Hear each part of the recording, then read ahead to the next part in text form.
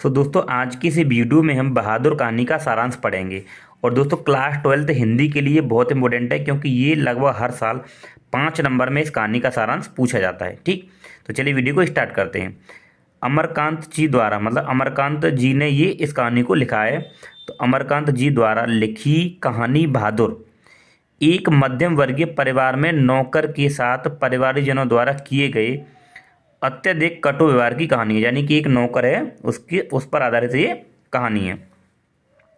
तो आगे देखते हैं। बहादुर नेपाल का 12-13 साल का लड़का है, जो अपनी माँ के दुर्व्यवहार से तंग आकर घर छोड़कर शहर चला जाता है। यानी अपनी माँ के दुर्व्यवहार से तंग आकर अपने घर को छोड़कर शहर चला जाता है और निर्मला के परिवार में नौकर रख लिया जाता है। और शहर में आकर निर्मला के परिवार में नौकर रख लिया जाता है।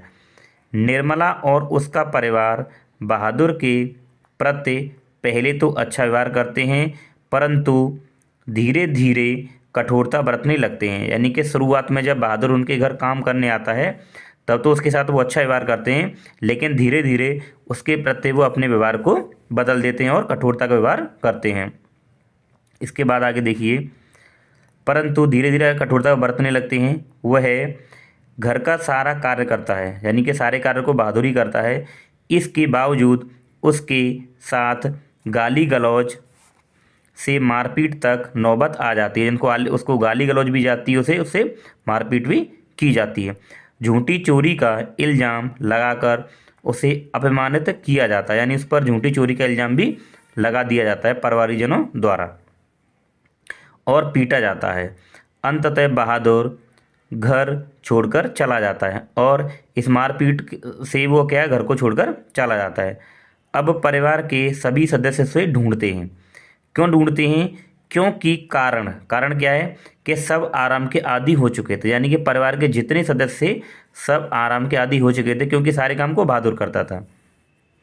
बहादुर की उपयोगिता देखकर सभी अब अपना घरेलू कार्य करने से घबराते हैं।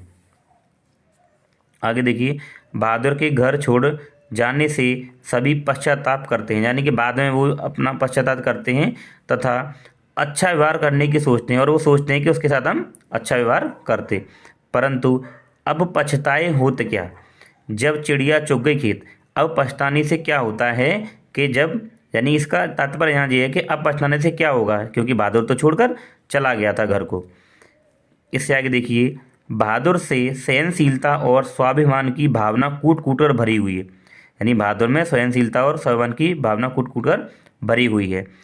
इसके इसी चरित्र के कारण ये कहानी हमें प्रिय लगती है। तो दोस्तों ये क्लास 12 हिंदी के लिए बहुत इंपॉर्टेंट है। एग्जाम से पहले आप इसे ज़रूर पढ़कर जाएं। तो ये था इस कहानी का सारांश।